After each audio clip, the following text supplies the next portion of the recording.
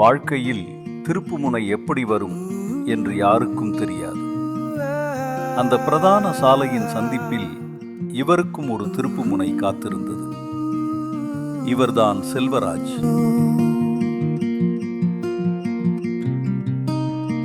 கதை turning point. Two வீலரில் பயணிப்போர்களுக்கு எப்போது வேண்டுமானாலும் வழியில் லிஃப்ட் கேட்டு ஒரு அழைப்பு வரும். நம்மில் பலர் சில நேரங்களில் இத்தகைய வேண்டுகோளுக்கு செவி சாய்ப்பது உண்டு. அலுவலகத்தில் எல்லோரும் செல்வா என்றே அழைப்பார்கள். புதிதாக வருபவர்களுக்கு ட்ரைனிங் கொடுப்பது, வேளையில் வரும் சந்தேகங்களை தீர்த்து வைப்பது, ஓலா, ஸ்விக்கி, அமேசான் என்று யாருக்கு எப்பொழுது வேண்டுமானாலும் புக் பண்ணி கொடுப்பது. ரத்தம் தேவைப்படுத்தா செல்வா கிட்ட சொல்லிடுங்க, அரேஞ்ச் பண்ணிடுவாரு. ஏதாவது ஒரு விதத்தில் பிறருக்கு உதவி புரிவது, அவர்களின் பிரச்சனைகளை தன்னுடையதாக எடுத்துக்கொள்வது செல்வராஜின் இயல்பு. திங்களன்று தனது அலுவலகத்தில் புதிய கம்பெனிக்கான அக்ரிமெண்ட் சைன் பண்ணுவதற்காக விசிட்டர்ஸ் வர இருப்பதால் அன்று அவர்களுக்கு போட்டு காட்ட வேண்டிய பிரசன்டேஷன், அதற்கான முன்னேற்பாடுகள், அனைத்து முக்கிய பொறுப்பையும் செல்வராஜை பார்த்து கொள்ளும்படி அவரது பாஸ் கட்டளையிட்டிருந்தார். இது அலுவலகத்தில் அவனுக்கு உரிய முக்கியத்துவத்தை உணர்த்தியது. தாயக்கட்டையை உருட்டும் போதெல்லாம் நாம் எதிர்பார்த்த எண்ணிக்கை விழுவது இல்லை. இதோ செல்வராஜ் அலுவலகத்துக்கு வந்து கொண்டிருந்தான். அடையார் கான்சர் ஹாஸ்பிட்டலை தாண்டி தான் அவனது கார்ப்பரேட் ஆஃபீஸ் இருந்தது. அந்த பிரதான சாலையின் திருப்பத்தில் அவன் வந்து கொண்டிருந்தபோது ஒரு முதியவர் லிஃப்ட் கேட்டு அவனை நோக்கி சைகை காண்பித்தார். முதலில் கவனிக்காத செல்வராஜ் அவரை கடந்து வந்துவிட்டு பிறகு ஏதோ நினைப்பு வர பைக்கை நிறுத்தி அவரை அழைத்தான். எங்கே போகணும்? அதற்கு அந்த பெரியவர், ஹாஸ்பிட்டல் கிட்ட விட்டுருப்பா என்று பரிதாபமாக கேட்டார். தளர்ந்த உடல்வாகு, கசங்கிய சட்டை வேஷ்டி, கையிடுக்கில் ஒரு கருப்பு லெதர் பேக், சற்று பதட்டத்தில் காணப்பட்டார். எரிக்கோங்க என்று செல்வராஜ் அவரை பைக்கில் ஏற்றிக்கொண்டு நகர்ந்தான். அந்த பைக்கில் பெரியவரால் சரிவர அமர முடியவில்லை. கைகிடுக்கில் இருந்த கனமான பேக் அவரை ஒரு பக்கமாக இழுக்க செல்வராஜ் கவனிக்காமல் பைக்கை வேகப்படுத்த ஒரு கட்டத்தில் பெரியவர் முழுவதுமாக சரிந்தார். அதே நேரத்தில் குறுக்கே வந்த சேர் ஆட்டோ அவர்களை இடித்து தள்ளியது. தரையில் விழுந்த பெரியவர் பின்மண்டையில் பலத்த அடிபட்டது. செல்வராஜுக்கு காயம் எதுவும் இல்லை. கைகளில் லேசான சிராய்ப்புகள், சட்டைகளில் சில இடங்களில் ரோட்டின் புழுதிக்கரைகள் கிழிச்சல். செல்வராஜ் தனது பைக்கை ஓரமாக நிறுத்திவிட்டு பெரியவரது கருப்பு பேக்கை எடுத்துக்கொண்டு யாரிடம் கொடுப்பது என்று தெரியாமல் நின்று கொண்டிருந்தார். ஹாஸ்பிட்டலுக்கு கொண்டு போங்க என்று குரல்கள் எழுந்தன. செல்வராஜுக்கு என்ன செய்வது என்றே புரியவில்லை. சார், அவர் யாருன்னே எனக்கு தெரியாதுங்க, நான் ஆஃபீஸ் போகணும், ரொம்ப அர்ஜெண்ட் என்று எவ்வளவோ சொல்லியும் வள்ளுக்கட்டாயமாக ஆம்புலன்ஸுக்குள் திணித்து அனுப்பி வைத்தனர். செல்வராஜை காண்பித்து லிஃப்ட் கேட்டாராம்.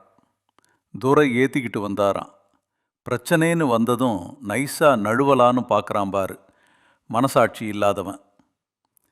அந்த பைக்கை தான் இடித்தோம் என்பதை மறைக்க ஆட்டோக்காரன் கூக்குரலிட்டது அந்த ஆம்புலன்ஸ் சத்தத்தில் கரைந்து போனது.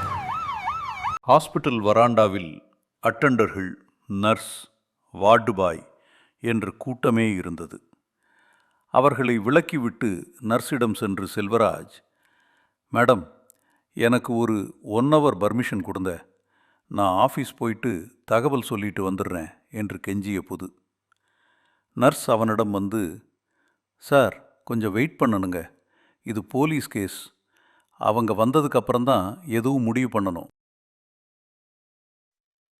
செல்வராஜின் செல்போன் ரிங்டோன் அடித்து கொண்டே இருந்தது. ஒரு கட்டத்தில் அதுவும் நின்று போனது.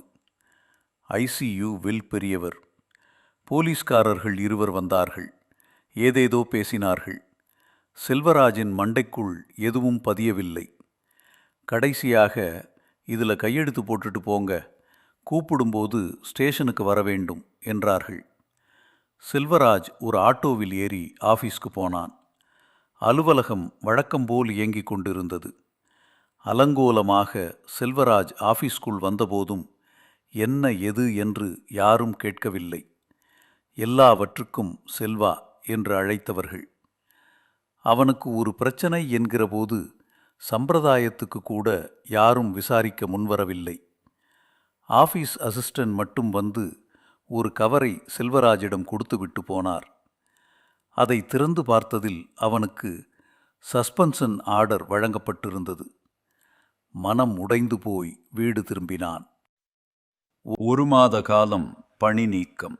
நாட்கள் மெதுவாக நகர்ந்தது. போலீஸ் ஸ்டேஷனிலிருந்து எந்த அழைப்பும் வரவில்லை. அந்த பெரியவரை பற்றி எந்த விவரமும் தெரியவில்லை. அப்பொழுதுதான் அவனுக்கு நினைப்பு வந்தது. அவரின் கருப்பு லெதர் பேக்.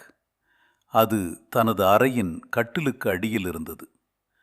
அந்த பேக்கை எடுத்து திறந்து பார்த்ததில் செல்வராஜுக்கு அதிர்ச்சி காத்திருந்தது.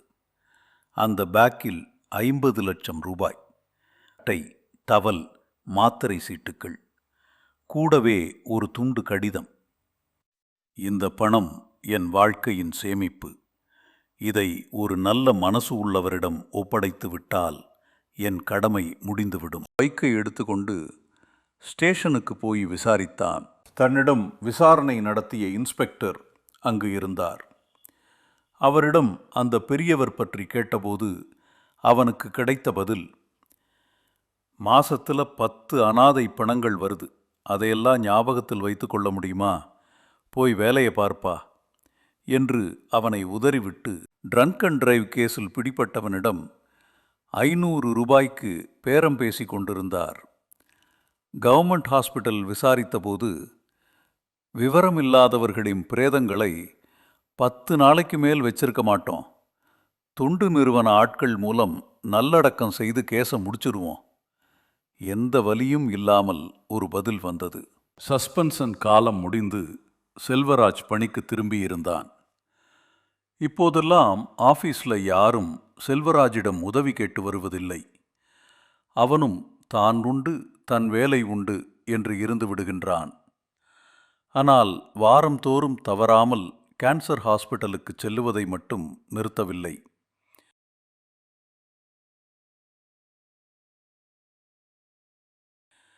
கேன்சர் ஹாஸ்பிட்டல் கேண்டீன் வராண்டாவில் இருவர் பேசிக்கொண்டு இருந்தார்கள். என்ன சோம்நாத், வீட்டில் எப்படி இருக்காங்க? பரவாயில்ல சார், இன்னைக்கு ஒரு வாய் நிம்மதியாக சாப்பிட்டாங்க. அங்க இங்கன்னு பிரான்ச்சு. வீட்டுல இருந்த ஒத்த ரூபாய கூட விட்டு வைக்காம கொண்டு வந்து பீஸ கட்டிட்டேன். அடுத்த வாரம் கீமோதெரபிக்கு தொடங்கிடலான்னு டாக்டர் சொல்லியிருக்காரு. எல்லாம் நல்லபடியா நடக்குப்பா, கவலைப்படாத.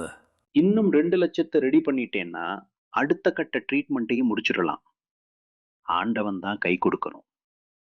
சார், அவளை முழுசா குணப்படுத்த முடியுமான்னு எனக்கு தெரியல. அவளுக்கு விழிச்சதை விட ஒரே ஒரு நாள் அதிகபட்சமாக அவளை என்னால வாழ வைக்க முடியும்னா அதுக்காக என் உயிரை கூட கொடுக்க தயாரா இருக்கேன் சொல்லிவிட்டு குலுங்கி அழுதார் சோம்நாத். மனசை தளர விடாதப்பா. வர சனிக்கிழமை இங்கே வந்தியன்னா செல்வராஜ்னு ஒரு சார் வருவார். அவரை பார்த்து உன் நிலைமையை சொல்லு. கண்டிப்பாக ஒரு ஸ்பான்சர் ரெடி பண்ணி தருவார். சரிங்க ஐயா, ரொம்ப நன்றி.